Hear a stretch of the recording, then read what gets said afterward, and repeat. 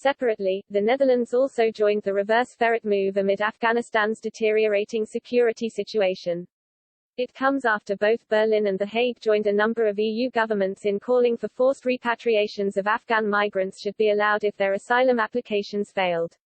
They were also backed by Belgium, Denmark, Greece and Austria in their effort to harden the bloc's rules over fears of a repeat of the 2015 migration crisis. Steve Alter, Germany's Interior Ministry spokesman, said, due to current developments in the security situation, the Interior Minister has decided to suspend deportations to Afghanistan for the time being. Meanwhile, Ankie Brokers-Knol, the Dutch State Secretary for Justice and Security, announced a moratorium on deportation decisions and departures. The pause will apply for 6 months and will apply to foreign nationals of Afghan nationality, she wrote in a letter to the Dutch Parliament. Last month Afghanistan urged the EU to halt forced deportations for 3 months as security forces battle against the Taliban offensive.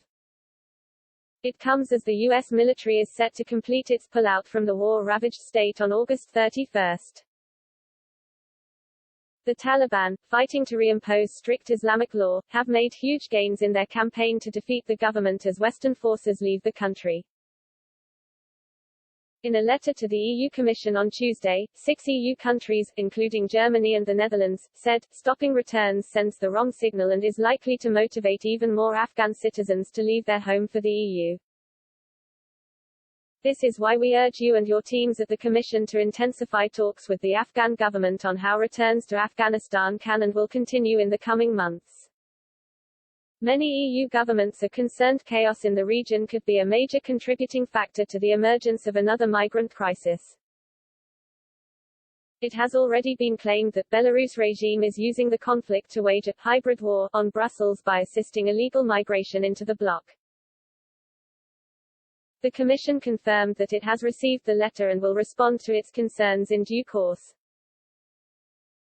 A spokesman for the Brussels-based executive said, at an EU level there isn't a list of countries considered safe relating to asylum applications or for returns.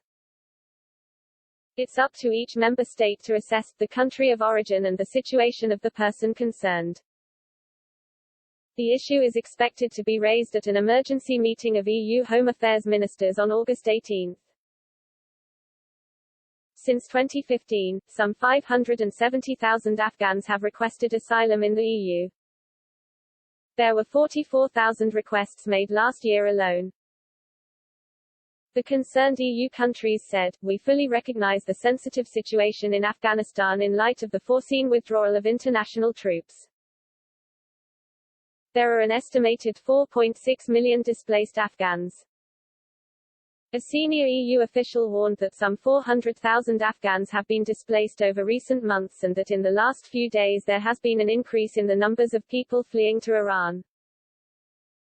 The Eurocrat said the situation should be seen as less dramatic than recent crises in Syria and Iraq because Kabul has a solid government the EU can work with.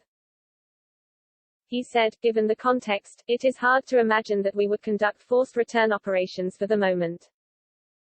The officials described the situation in Afghanistan as quite challenging, but not desperate.